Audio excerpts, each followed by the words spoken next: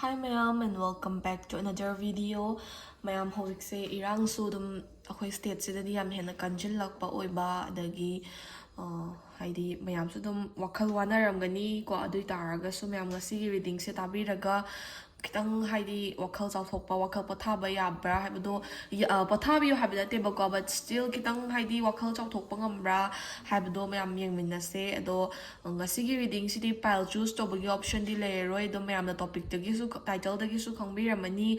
lakadoriba next week haidi hayengdagi hawdoini ko lakadoriba mathangi week mathangi hapta sida kai kai apaphatta mayoknaba yabage dagi card ke ba kari advice leibage habana chingbagi maramda ngasi reading se tawdoine ado general reading oirni mayam aduna pile choose tobagi option se leiraroi ado mayam gi apunmagi oina adum kai kai leige card na kai kai pige habadu yangminarase ko aduga mayam changdana kanna hotnaminaraga lansisu athuba matamda loiraknaba haina mayam haidi hotnaminase ko adu bisai sagi site tagi angamba haibadare ko Nongasi oina reading se mayam hawrase lakadoriba hapta asida haidi hayengdagi hawgadoriba anoba hapta asida anoba week asida kai kai thengnaba yai kai kai apaphatta pige habado ko general oina mayam adum yengminarase understanding ko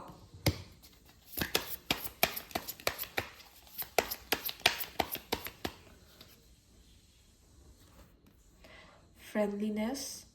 reverse reading tawzaroi ko mayam ngasidi reverse reading tawzaroi aduna positive oiba ngakta tholokpasu oishino postponement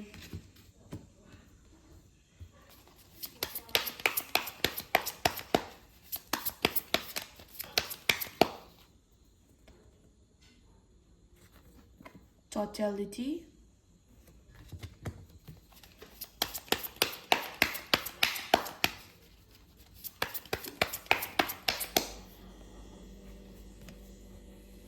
transformation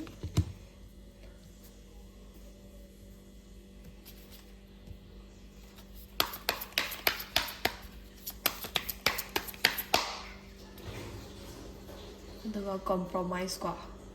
so si guys na main card laire ado angels card na kari kari advice like habadu su yeng si ko aduga mayam aise agam isagi thabak chatpa na maram oiraga video sida yam hena dedicate tawbase ngam dreba ko adui taraga su mayam ai hek matam phangbaga adagi isada haibadi adum video gi damakta matam hek phangbaga ai adum video se thagalakna bahot na chagi aduga nungti gi makti thagatpa ngamjadre duna mayam na waro bi ya de ko adui taraga su mayam na makhata na adum support tawbiyo aisu aina ngamiba makhai adum yam toina thagatna bahot na chagi ko video se mayam gi damakta ado mayam na dum support tawbiyo subscribe tawshinbiramo subscribe tawdriba kai aduga dum like comment su dum tawbiramo yaragadi dum share su tawbiyo ko so angels ki ba kai advice lege ha matamda reconsider ko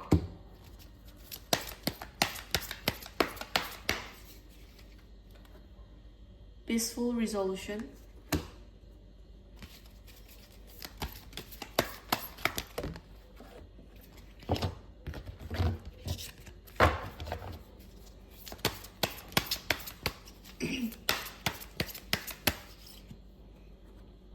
you are ready ko last angel advice amatanga draw tawjage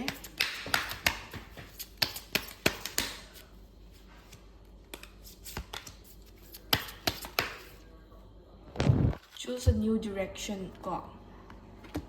so sumaina leire card sing se do lakadoriba anobo hapta asida new week asida kari kari leibage habado mayam pun yengminarse ko first and foremost lakadoriba anobo hapta asida isa se yarigai friend mi isa gi loinariba maruba pangsinga amadi isa gi colleague oiro family oiro siblings oiro ko adum thengnaba miyoi singa yarigai dum friendly oina loina na bahot na biyo isa gi side tagi mingonda landaba adagi mingonda kaidaba isa gi tawbam thokpa adum tawbiba ko aduga mingonda yasu yam hena depend tawdaba aduga mi loinamak haidi yana yana ba loinaba yana yana ba adjust tawba si tambiyo like lakadoriba next week se isagi oina like yam hena phattaba gumba leibadi natragasu adum mi ga muknaba mi ga yatnaba gumba se kaya chana deba ko aduna isana yari gai mi loinamak yana yana ba loina na ba isagi site gi haina singna chatpiyo ba ko aduga mathangda compromise hariba card se tholeeba. So sigi compromise hariba card sigi matungina ngasigi reading se tabiriba ichili now singna lakadoriba next week sida isagi decisions kumbada haibadi isana lawba decision kumbada natragana isana kainoma khalakpa matamda or kainoma tawgena khanba matamda compromise tawba kitang tambiyo ba haidi miga yam hena muknaba miga yam hena marayetnaba or khana chainaba saunaba gumba se thoklakpa yaiba ko aduna thokpasina maram oiraga isagi tungda haidi khudaktadi isada khana thokraga sauna thokraga loire kaina khantarga su tung da isagi long term lambi da isada akaiba ayat pa apan bakra lakpa yaiba ko aduna hoi migi makhada nonjaraga layu haiba nateba ko adubu isana compromise tawba yaba jaga da di kitang compromise tawraga chatpiyo na card na advice piyeba ko mathangda understanding hariba card chi matungina isado hoi lakadoriba next week sida some sort of hurdles adagi hardship aduga luck se kitang low oibagumba sigumba khadi thengnabi yaiba adubu isana isagi situation se phasna understand tawraga isana isagi situation se phasna khangaga kwa isagi tawbom thokpa thabakta hena focus piba mina kai hainari ge mina kai ngangnari ge gumba khanbagi mhutta isagi chawkhat khongthang romda hena mai onsin bagumba adagi isagi aphaba gumba da hena wakhal thada bagumba sigumba se tawbiyo lakadoriba next week se hoi isagi oina hena khanbiyo mina ngang basakpada kaya hena interest utpiruno isana isagi best oigadaba decision lawbiyu aduga isana isagi oiba like thamoi nungi wa singse phasna understand tawraga chatpa ngamnaba hotnabiyo bako mathangda relationship kumba laibiba ichili now singi oina di relationship kumba gidi yamna aphaba piye lakadorba next week se isagi relationship kumba da dum growth lakpa yai adagi isagi partner ga isagi hena wakhal chanarpa or chawkhat minaba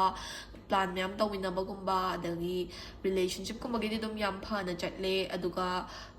like family gumba gi su dum aphaba uyiba ko adu taraga su dum hoi workplace gumba colleague gumba natraga number mapang gumba singi marakta di kitang muknaba saunaba nungaidaba marei gumba khar lakpa yai duna adu avoid tawna ba hotnabiyo habineba ko card na haizari se mathangda postponement hariba card chi tholaeba so sigi postponement hariba card chi matungina lakadoriba next week se atopa jaga de isagi na negative leramba yai positive leramba yai but isana isagi oiba chawkhat kadaba khongthang ama lawge na khanba matamda natragana isana isagi oiba aphaba step ama lawge na khanba matamda or isana thabak ama pangthoka tawba leiba gumba leitaragadi haidi yamna chawba problem gumba mayok na roidaba oitaragadi dum postpone se yari gai tawbigano ba haidi isa se procrastinate tawba gumba se khar kanba haidi yanida dum delay tawba gumba dagi tawgadaba thabanga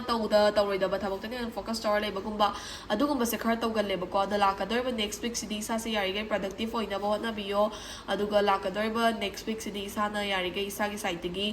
tawda yadaba thabakta ne hena focus pibiyo priority pibiyo isa gi tawbam thopam matang matam chana pangthok piyo postpone tawbagumba delay tawbagumba se yari gai tawbigano bu ko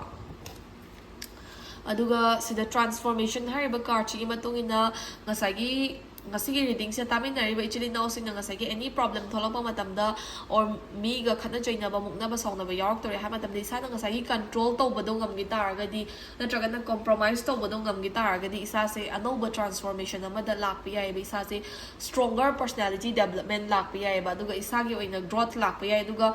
tungda tholakadaba phattaba singdagi isana kanja hoba isana transform torga isana migi tamute isa samdo habe na te ko adu taraga su compromise to boya ba adjust to boya ba jaga da di isana control to biraga kitang manage to biyo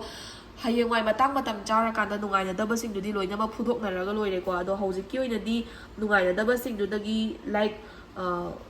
hauzik maki oina hekta revenge lo da yade na traga na hekta isagi pen na mamya se phongdo da yade kaina khanbiga no matang matam chaba soidan lakani hauzik ki oina di lakadar ba next week se kitang haidi like low ki oina leibiyo haibagum bane ko so mathangda koi energy cards khara piye energy cards se angels advice ni ko first and foremost reconsider hariba energy advice at all eba so sige reconsider hariba energy advice sige matungin na nga sa ina haisabado isana kitang harsh oba decision na malawga dore or mingon da kaya biyaba or minga ngang nasak na bayaba or minga problem oy na bayaba decision na malawga dore hay taragadi decision do thabak oina pangthoktrigai da or decision do lowtrigai da isana amuktang reconsider tawbiyo asawbana mang tharaga thabak tawbigano patience leibiyo lakadoriba next week sidi asawbana hek mang tharbo matamda isagi oina mangjaba khara lakpiyai aduna isana every decision khudingmak afaba oiragadi yai ko adubu kitang mi involve tawgadaba mi khana chaina ba yawgadaba or marai sangdan ningai sangdanagadaba oitaragadi kitang reconsider tawbiyo ko mathangda peaceful resolution so sina so muk supplement tawiko so lakadoriba next week se isana haidi kitang peaceful oina leina na bahna biyo hoi akhoi gi leiriba manipur gi situation akhoi gi irang leiriba mong ma tawsina peaceful oina leiba haiba se hoi masana su ngam daba tabani ko adubu yariba makhai wakhal phathaba asawbana mangoinaraga decision lawdaba thabak ama tawge adagi action ama lawge hai taraga su phasna khallaga plan tawraga lawba adugumba romda isagi decision je deflect tawhan biyo ba ko next you are ready hariba card chithal eba so sigi card sigi matungina lakadoriba week se productive oina adagi afaba phataba sengse loina mak mayokna na bagi damute isa se ready oire adubu card sing sidagi phangiba advice sing se isana lawchen biraga afaba gai di loina mak grab tawraga phataba gai se avoid tongna ba isana advice sing se follow tawbiyu haibane ba ko card sina hari se next last but not the least choose a new direction hariba card chithal eba so sigi choose a new direction hariba card chi matungina ngasi reading se tabinariba ichil inaw singna ngasi reading se yengminariba ichil inaw singna isagi oina lakadoriba anoba week asida isagi ba anoba decision khar loba isana hana leramba mong matawdagi isagi better development gi damakta anoba mong amada anoba direction ama yengbagumba or anoba decision lawbagumba adum card na support tawe card na advice tawe duga aphabane hairagadi decision lawbada pakhatpiganu phattaba decision lawdori or mangjagadaba decision lawdori hairagadi reconsider tawiyo habane bako card na harise so sumaina pi ngasi ge ba lakadoriba next week ke reading se ko so mayam general oina dum yengbiraga stagi lawba yabe advice lotion biro mathangda ai crush ki digi life after marriage ke ka dum mari tawzarage reading se ko duna mayam dum support tawiyo ngasi ge reading se patang final solution jarake thank you for watching